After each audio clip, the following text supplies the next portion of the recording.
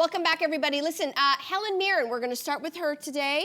She told The Hollywood Reporter that she knows she doesn't have a beautiful face. She also went on to tell the other people that were in the room, neither do you, Keri Russell, Niecy Nash, Parker Posey, or any of those leading actresses that were sitting at the table during this Hollywood Reporter session. She said, however, they do have really interesting faces. Thoughts? Thoughts? So do we agree that you don't need a beautiful face to succeed in show business? Maybe just an interesting face? Oh, I agree. I totally agree. And I also wonder if it is regional. Like, it might be easier to get away with in some places rather than others. And I think it's a little easier in Britain. Any of you guys watch, like, British TV or movies? People look real. Like, no veneers. Their hair's a little messy. It's just incredible. And I think Helen Mirren is one of them. I think Judi Dench is another. I think Tilda Swinton's another one of them. And it got me thinking, I wonder if, when it comes to film, if it has to do with the directors as well. Have you guys heard of, I think he's an Academy Award-winning director, Mike Leigh? Yes. He does incredible movies. And his two muses have interesting faces. Sally Hawkins, who you've probably heard of, and Marianne Jean-Baptiste. They are incredible women. Sally Hawkins was in The Shape of Water, which is also an Oscar award-winning movie. That's right. And I just think that an interesting face leads to maybe more interesting roles. Yeah. Do you know what I mean? Yeah. Interesting.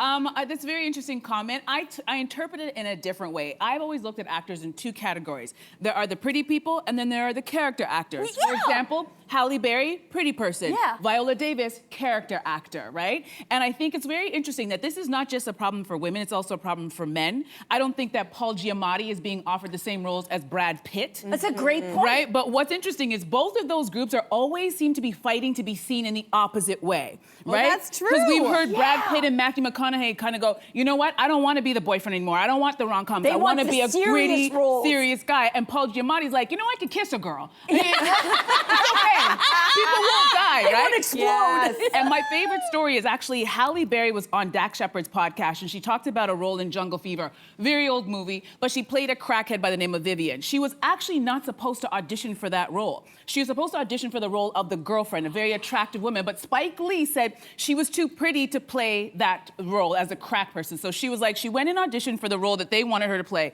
She's like, give me a second. Went out in the hallway, scrubbed all her makeup off, made herself messy, went in and auditioned for Vivian, and he was like, okay, you got the role. So she's always had to fight for people to see her in a real way. So it's interesting, this conversation, but I didn't take it in the wrong way, but I think the bigger issue is, what do these directors and casting agents do to the self-esteem of these women that you would sit there and go, I'm not pretty? Who told you that? Yeah. Why do you have that in your head at this Is stage of the game? Is it just an American thing? Yeah. Like, I don't know. I don't know. Well, I think it's true that, like, I mean, if you look, Helen Mirren also, I think most of us would agree, is incredibly beautiful. And I think she also was beautiful in her early career, too. So it surprises me that she was sometimes told that she needed to change her nose or whatever. I think we have a photo of her somewhere, of her when she was starting out in her career, maybe?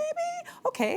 It's coming. This is what happens in Latin. Wow. There she is. I like her. Oh, we don't have, oh, there we are. Oh, wow. Why does she not think that she's pretty? Well, That she's exactly. beautiful? And I mean, people would argue Keri Russell was always known, I think, as a leading person, but I do think there is something to this word telegenic, right? And so I think we've all met people who in real life, they're kind of a little bit quirky looking, but then you see them on camera or you see them in print. This happens with models a lot of times, and suddenly they pop. And the reverse can happen too, where somebody is good in person and you see them like, or like the reverse of that. Right. Anyway. I know exactly what you mean. So I think that telegenic matters, and I also think that there's this thing called the golden ratio when we talk about beauty, which is actually about symmetry. So we generally look towards faces that have more symmetry to find them more attractive. Like an Angelina Jolie. Yeah, Which is why they say she's got the most symmetrical face in Hollywood. Yes. But let's talk about the elephant in the room. I think that, there's plenty of people who would not be considered conventionally beautiful that have made it in Hollywood. Yeah. A lot of people. But I think we can also argue that the pretty privilege is something that happens across the world, and it's not just in Hollywood. And the pretty privilege, if you haven't heard about it, is prettier people have more doors open for them. you know, I just saw Nikki Glaser in Toronto. She was here for her thing, and she said, you know, ladies, you need 2 things. You need a spray tan and you need false eyelashes. And you know why she said that? Because to her, life is easier when you're prettier. And she says, I didn't make that rule up. That rule exists. So does it mean you need no talent? Of course you need talent to make it. Otherwise your career is going to be this short. But the pretty privilege helps. And I thought of one person, and that is Margot Robbie. Undeniably talented. She's Barbie, for heaven's sake. Undeniably talented. But Martin Scorsese, who actually cast her in her probably breakout role, which was playing Leonardo DiCaprio's wife in The Wolf of Wall Street, said it was her outstanding beauty that made her stand out in the audition, period. He looked at her and said, she's gorgeous, and cast her. Now, luckily, she's really talented. So do you see what I'm saying is the doors are open to more people, I think, with your pretty privilege. What you do with it after you get through that door is a whole different story. I think that is full talent. But I also love the fact that, you know, there used to be so many gatekeepers in Hollywood, so if you weren't considered attractive, you weren't getting it. And now we have these influencers where you can create your own thing on your own TikTok or your YouTube, and it's a lot, we're seeing a lot of people who would not have been given those opportunities if they didn't create their own audience, and I love that we're in that time. So it's not just, you know, 5 people deciding if you're pretty enough to be in that movie. You can kind of write your own ticket. Or there are even some stories like Meryl Streep, for example. I don't think she's conventionally pretty. I think she's beautiful. Did you see her in her 20s though? Yeah, she's certainly. stunner. But she didn't get cast in a Dino De Laurentiis film. It was King Kong in '76.